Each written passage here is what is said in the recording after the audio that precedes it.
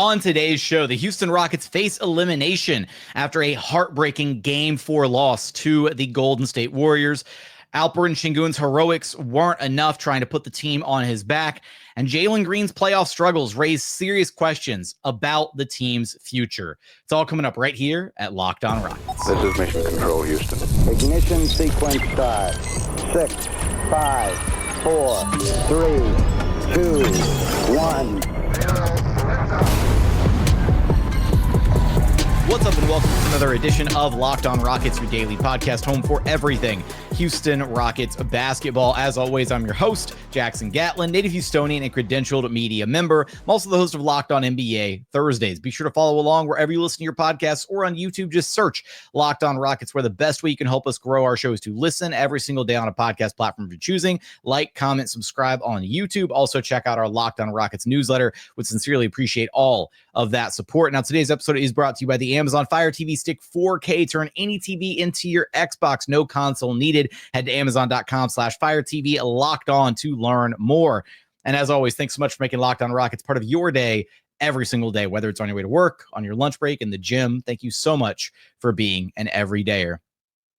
Rockets lose Game 4 to the Warriors, 109-106. Rockets fans, this is a safe space.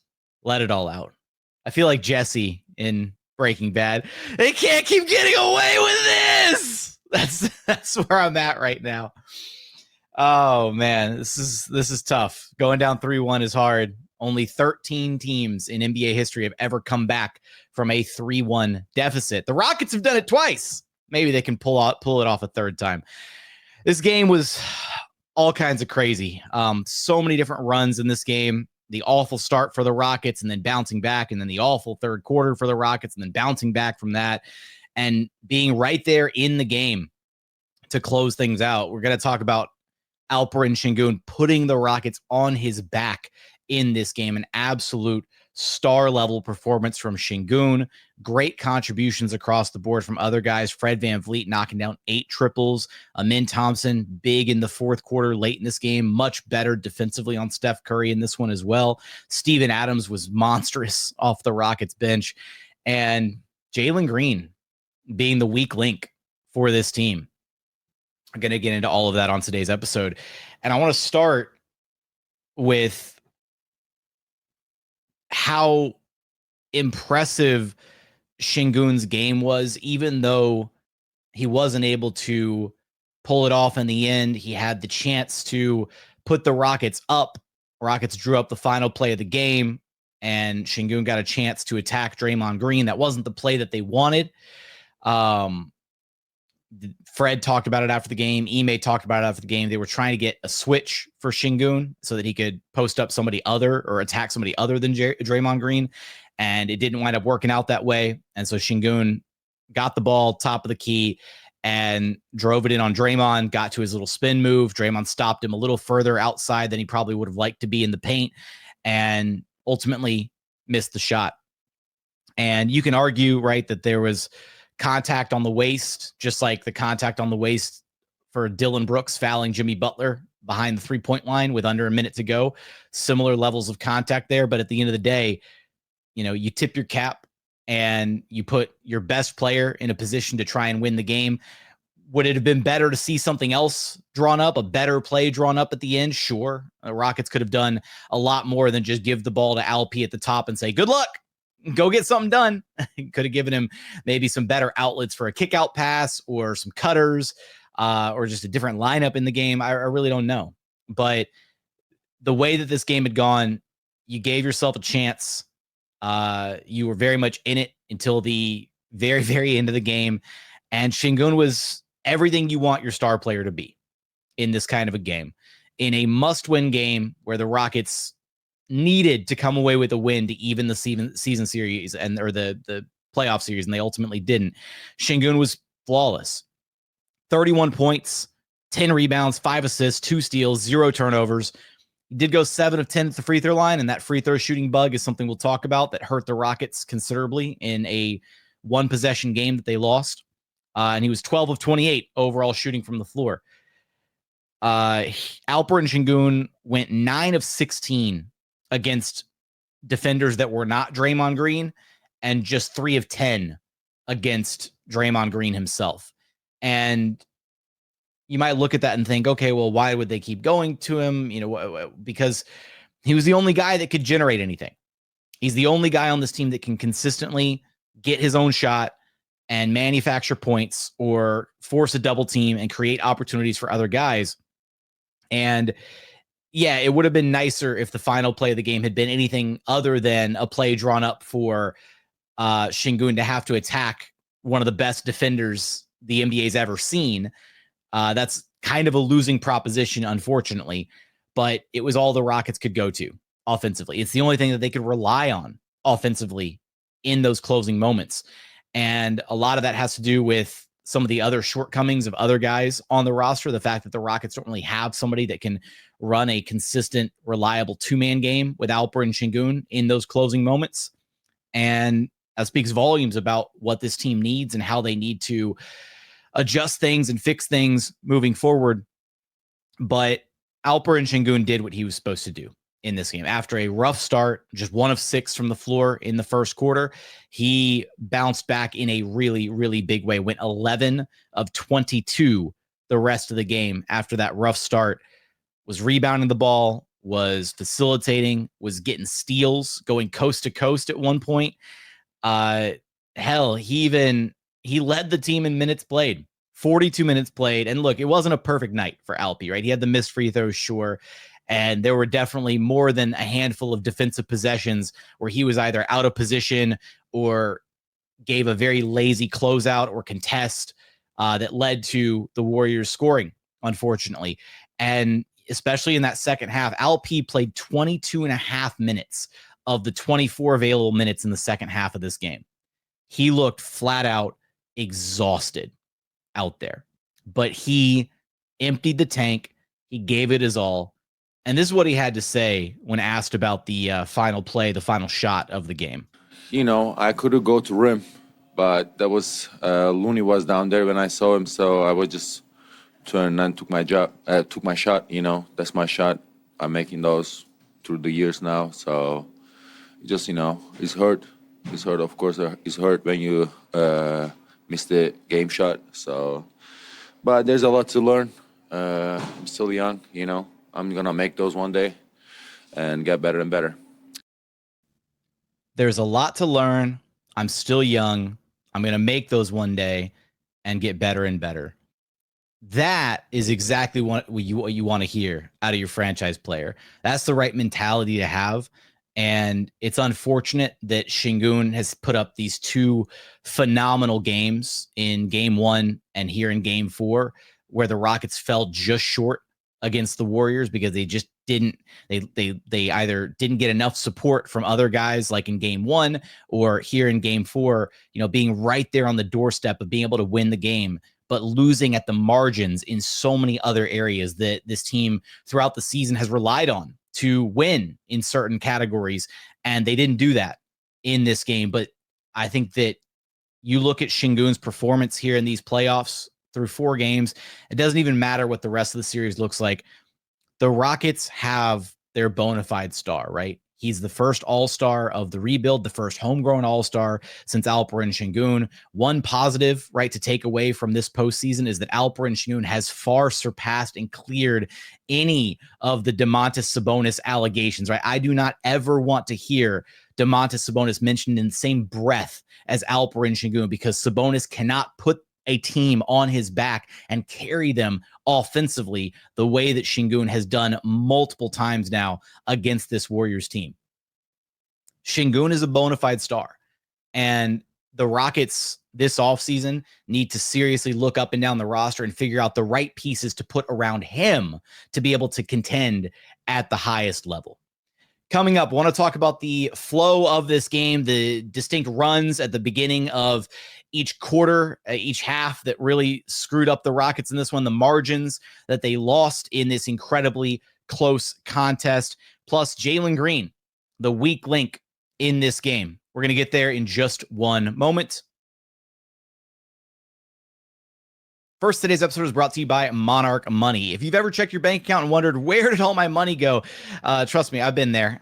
Between dining out, online shopping, entertainment, it's really easy to lose track. That's where Monarch Money comes in, your personal CFO, giving you full visibility and control over your finances. Monarch Money isn't just a budgeting app. It's a complete financial command center. You can track all of your accounts, investments, and spending in one place. So you stop just managing your money and start building your wealth. When I started using Monarch, I realized just how much I was spending on food, an embarrassing amount. Now I budget smarter and save more. So take control of your finances with Monarch Money. Use code LOCKEDONNBA at monarchmoney.com for 50% off your first year. That's monarchmoney.com, code LOCKEDONNBA for half off your first year.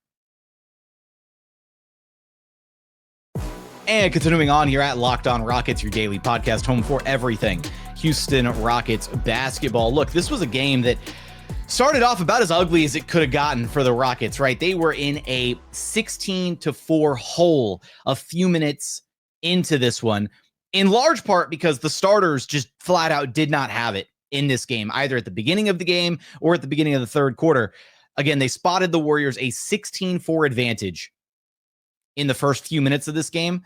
And a large part of that had to do with the early struggles of Jalen Green, who for the game finished with just 8 points on 3 of 8 shooting, 1 of 5 from downtown, 1 of 3 at the free throw line, 3 rebounds, 1 assist, and 5 turnovers. Jalen himself had multiple turnovers in the first few minutes of this game, including getting ripped by Buddy Hield twice, not once, twice in the opening few minutes to put the Rockets in that early deficit.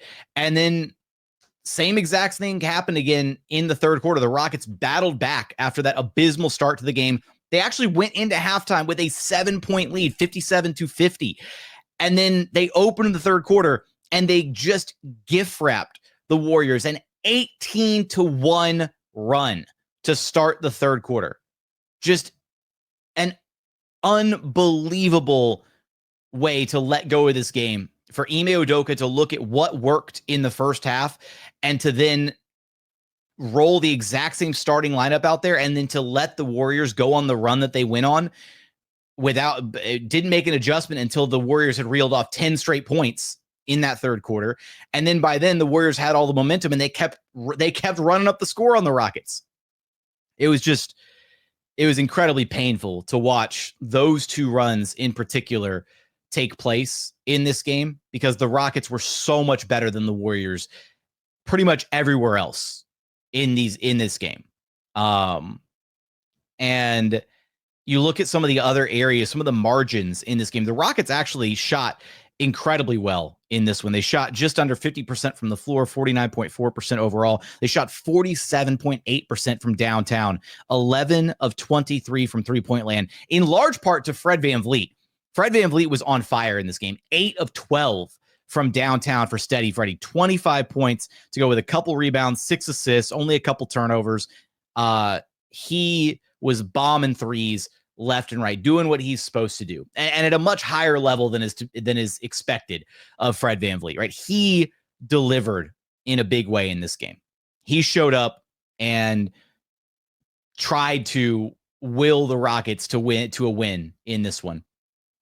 And so they shot the ball well from three. Where they completely bottomed out, though, was the free throw shooting. And this has been a major culprit all series long for the Rockets, is free throw shooting. It's been abysmal across the board. And in this one is no different. Same story. 19 of 31 shooting from the charity stripe in a game that you lost by 3 points. And that just can't happen. And the free throw bug hit everybody on the team in this one. Amin Thompson, 3 of 5. Dillon Brooks, 2 of 4. Alperen Sengun, 7 of 10. Jalen Green, 1 of 3. Jabari Smith Jr., 1 for 2. Tari Eason, 3 for 4. Steven Adams, 1 for 2. And it's really unfortunate that the Rockets did what they needed to do. They were the more physical team. They were the aggressor. They were generating fouls. They were getting to the free throw line and not being able to convert on those opportunities, even if you just hit half of the ones that you missed. Nobody's asking the Rockets to be a perfect free throw shooting team. That's largely unrealistic, right?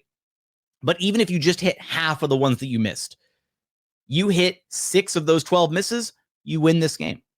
You're in the lead in the final moments of this game. instead of trailing and playing from behind on the road in a must-win, high-stakes game 4. And that's where those margins matter the most. Elsewhere for this Rockets team, the turnovers really hurt them. They had 13 total turnovers in this game, took a little bit better care of the basketball, and they didn't allow the Warriors to score many points off of those turnovers, just 11 points off of those 13 Rockets turnovers. Meanwhile, they forced 10 turnovers and scored 20 points off of those Warriors turnovers. But you look at the total number of shot attempts for the Rockets in this game, just 77 total attempts compared to 86 by the Warriors. And you look at those turnovers, you look at the 5 turnovers in particular from Jalen Green, and you just imagine how much different this game would have looked if 2 or 3 or 4 of those possessions had came out as quality possessions with a good shot going up instead of the Rockets turning the ball over. And then this other big one that has been a problem, and this is where the Rockets built their entire identity this season, is offensive rebounding and second chance points. Golden State Warriors outscored the Rockets in second chance points 21-14. This is now the second game in a row where the Warriors have been better on second chance opportunities than the Rockets team that literally built and propped up their entire offensive identity this season on crashing the offensive glass, generating second and third chance opportunities, and just outworking an opposing team on the glass. And this is what we thought was going to happen, unfortunately, in the postseason. This was the downside of a team that built its entire identity on hustle and outworking and out-physicaling an opposing team. It works in the regular season. It works over the course of an 82-game schedule where teams are exhausted and teams aren't exactly putting in 110% effort in game 53 of the season in late January, early February, whatever it is. But in the playoffs, when every single possession matters, when every margin for victory is razor thin, yeah, absolutely. Teams are going to go out there and give it their all and fight on the offensive glass and fight for extra opportunities and be more physical and make the hustle plays and do all the little stuff that the Rockets prided themselves on doing in the regular season. And so they lost their competitive edge in some of these departments. And that's one of the really unfortunate side effects of the Rockets' entire brand of basketball this season. It caught up to them in this series and here in the playoffs. And the other area that really hurt them was just poor game plan execution, poor decision-making at times. Look, they were in this game with under a minute to go. They had every chance to win this game late. And with less than a minute to go, game was tied up 104 all. Fred VanVleet had hit a big three-pointer off of an Alperen Sengun dime to tie things up at 104. And on the next possession down, Dillon Brooks fouled Jimmy Butler on a three-point shot attempt. And again, you can debate the argument of whether it was a real contact from Dillon Brooks or whether Jimmy Butler initiated the contact. All of that, it didn't matter. You know, you can't even put the referees in position to blow the whistle in that point, right? Live with Jimmy Butler taking that corner three. Live with it. And if he knocks it down, so be it. But you cannot gift wrap him 3 free throws. And that's what happened. Dillon Brooks put a hand on his waist. The Rockets tried to challenge it, and challenge was unsuccessful. And unfortunately, that was an awful challenge too, because you knew the call wasn't getting overturned. And it's not like there was maybe another moment in the final minute of the game that would have been better to burn that challenge on. But burning a challenge just because you have a minute left and you think maybe it'll squeak through, like, no, you burn the challenge. Like, the Rockets have been awful at using their challenges, just absolutely abysmal in that regard. And that wasn't the only time, right? Dillon Brooks had that foul with under a minute to go. And Jimmy sank all 3 free throws. Jimmy was perfect at the free throw line, man. Unbelievable. 12 of 12 shooting at the charity stripe. He also got fouled by Tari Eason out beyond the 3-point line at one point. So there's just poor discipline at times from this Rockets team, making mental mistakes, mental errors, and maybe one of the biggest errors actually came from Ime Udoka. I talked, obviously letting the bad starts get in the way in this game, in the first quarter, in the third quarter, like all of that, right? That was tough to stomach. And that's definitely a sign of lack of preparation from the starters. And again, for Ime to have that willingness to go back to the starters and not have a short leash after seeing the struggles that they went through in the first quarter is just frustrating. But the decision to not stick with Steven Adams as effective as he was in this game, Adams was a plus 16 in a 3-point loss. Plus 16 in a 3-point loss for Steven Adams. He was incredible in his minutes out there. Had 5 points, 7 rebounds, 4 blocked shots. He was sensational on the defensive side of the ball in this game. And the Warriors started like they were going to do the hack-a-Adams strategy late in the fourth quarter. Kevon Looney took a couple take fouls on Steven Adams, and Ime Udoka got him out of the game before Adams would have had to start hitting free throws. At that point, I think it would, as bad as the Rockets offense has been in this series, I think I would have taken my chances with Steven Adams knocking down some free throws, right? If the Warriors want to put Adams at the line, let him go knock down a couple free throws. Let him show that he can survive the hack Adams, or at the very least, once it's under 2 minutes to go and the away from the play fouls result in 1 shot plus the ball, then keep him in the game. Like, there's no reason not to at that point. So, I don't know. It felt like Ime Udoka at various points throughout this series has been kind of chasing Steve Kerr around, where Steve Kerr has been one step ahead of Udoka at every which way. And as effective as Steven Adams was in this game, it's a shame that he wasn't one of the 5 guys out there closing out the game. He absolutely deserved to be. And now 4 games done in this series, there's only 2 members of the Houston Rockets that have a positive plus minus across these 4 games. And that's Steven Adams plus 23 and Alperen Sengun plus 15. That's it. Everybody else is a net negative in their total plus minus for this series. Meanwhile, the Warriors got what they needed.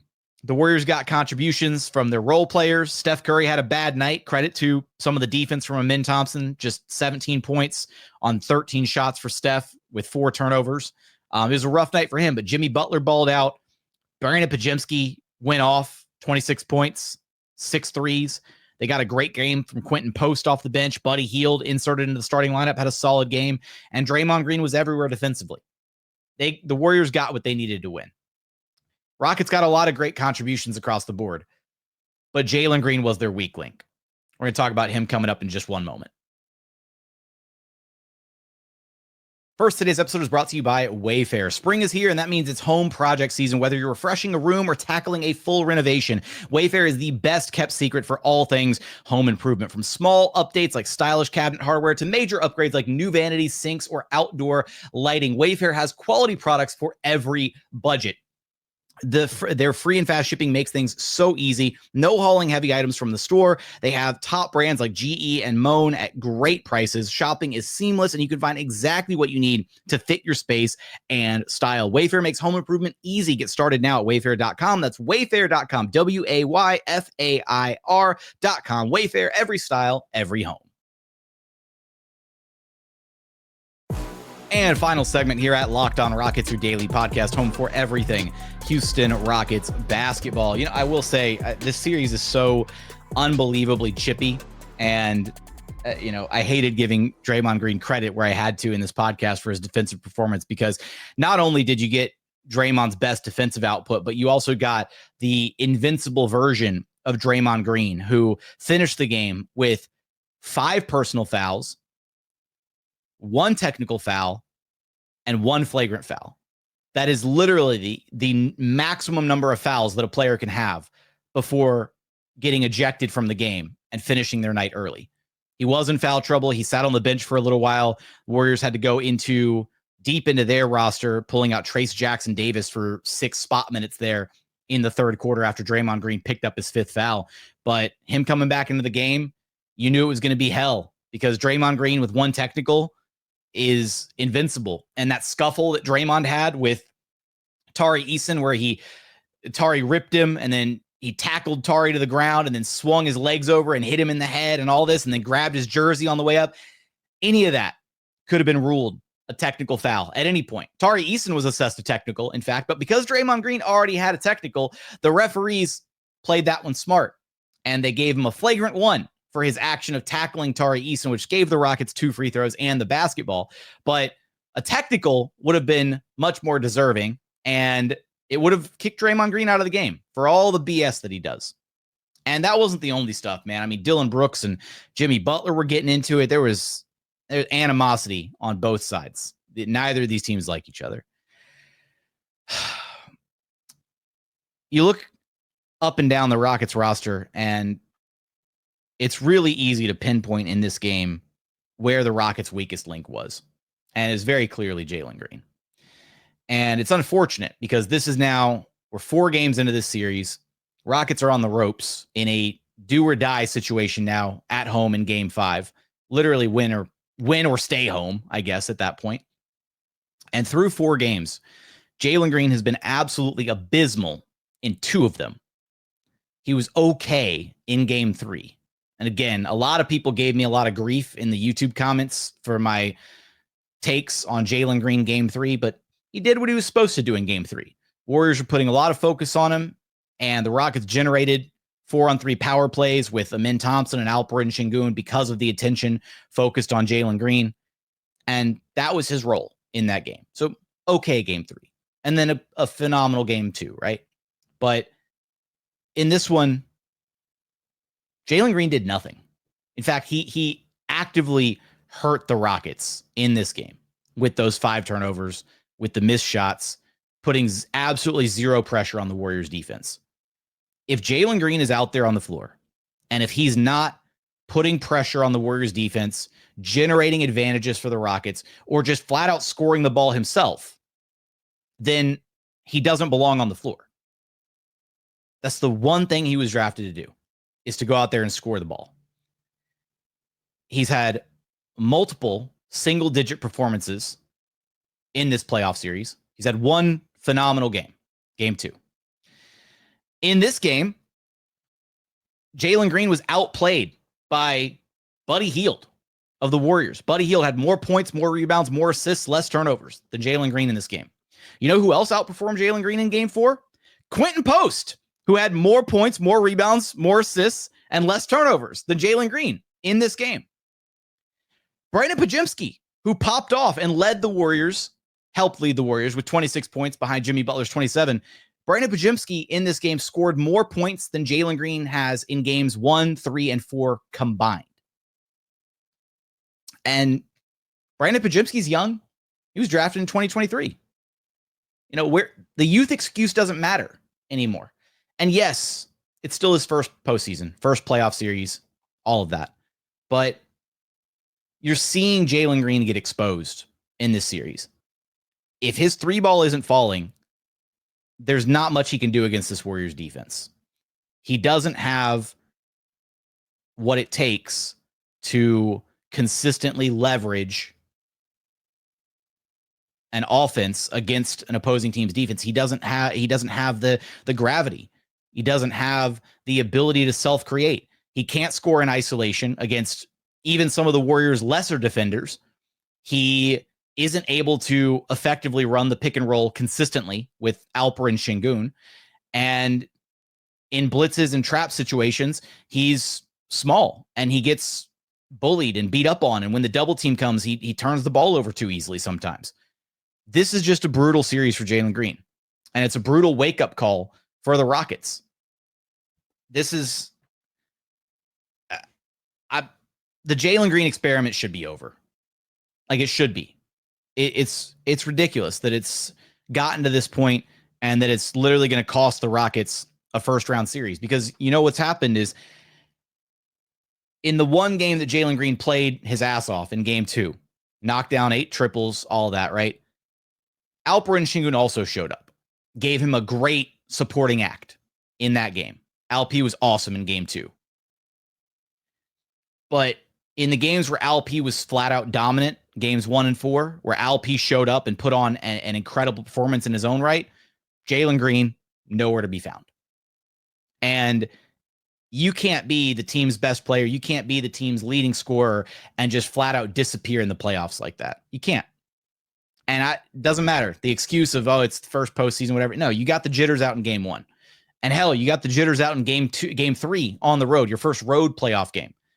And what to make matters worse, to have the audacity, right, after losing the way you did in game 3, to mouth off against Draymond Green as you're walking off the court, and then to take shots at him post-game after game 3, and then to come out and put up a huge nothing burger in game 4, a game that your team needed to win to even the series and to have a shot at moving on and winning this series, just unacceptable.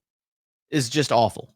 Just a very, very disappointing performance from Jalen Green. His fourth quarter stat line is absurd.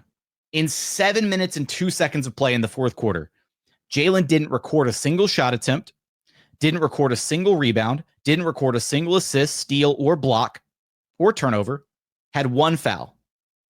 That's all he did in 7 minutes of run in the fourth quarter. Ime yanked him with about 4 minutes into the third quarter because he was killing the Rockets. He was not providing anything to this team, not doing anything offensively, and he was getting routinely hunted on the defensive side.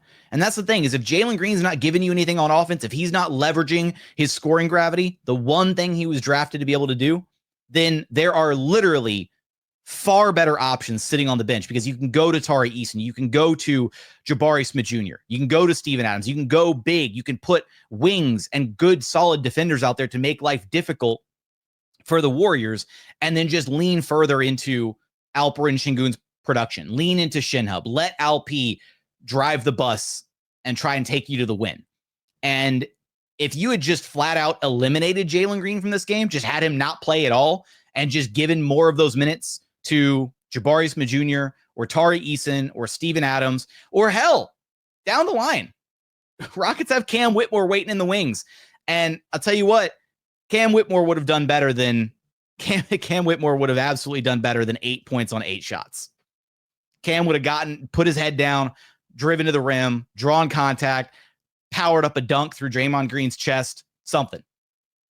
It would have been better than what we've seen for 3 out of 4 games from Jalen so far this series. It's been an eye-opening series, and this series is showing the Houston Rockets who their playoff risers and who their playoff fallers are, who their 16-game players are. Alperen Sengun is absolutely a 16-game player. Jalen Green does not feel like a 16-game player. He can get streaky, he can get hot, and he can win you a game. He might even win you a couple games.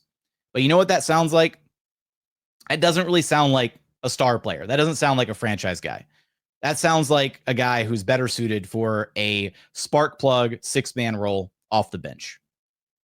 And the one benefit the Houston Rockets have is this offseason, Jalen Green's contract is tradable. And the whole mess could have been avoided. You could have just let Jalen Green go to restricted free agency this offseason.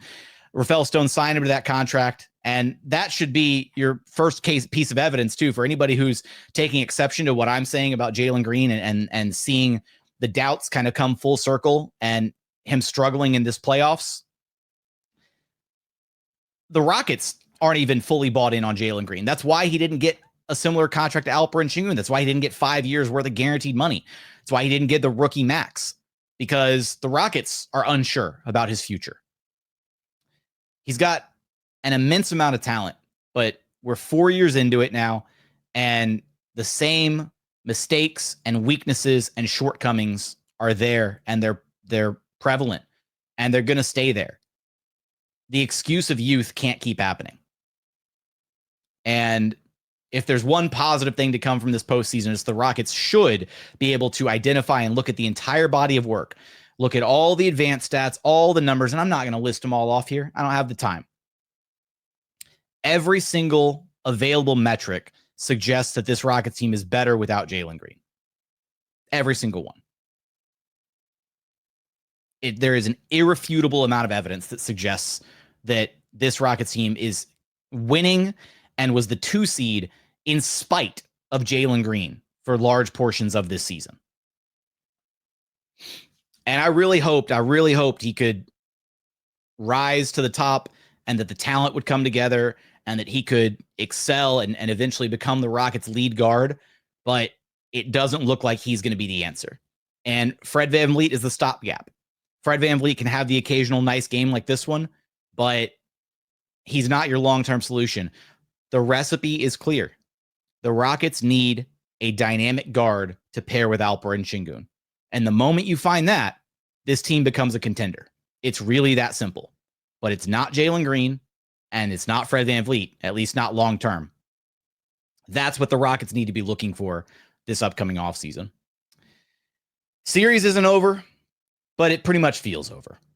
That's the unfortunate reality of the situation. They're down 3-1. Only 13 teams have ever come back from 3-1. Maybe the Rockets do it a third time. Who knows? Maybe this team is able to turn it around, defend home court, and then get back on the road and take one in Golden State. But I'm also going to keep it real with you. I'm not going to hold my breath for it. Maybe they take game 5, big emotional win at home, and then swing back out to the Bay Area and then lose in 6. Doesn't make it that much better, unfortunately. But there are a lot of questions facing this Rockets team. And not too many answers are immediate and readily available, but this series has exposed a lot, and the Rockets are going to have to make some potentially very hard decisions this upcoming offseason. With that, I want your thoughts. Again, it's a safe space. Let it all out. Let the emotions flow. I want your thoughts in the YouTube comments. Remember, the best way to help us grow our show is to listen every single day on a podcast platform of your choosing. Like, comment, subscribe on YouTube. Also, check out the Locked On Rockets newsletter. Would sincerely appreciate all of that support. But as always, thanks so much for watching. Thanks so much for listening. And we look forward to having you back right here at Locked On Rockets, your daily podcast home for everything Houston Rockets basketball.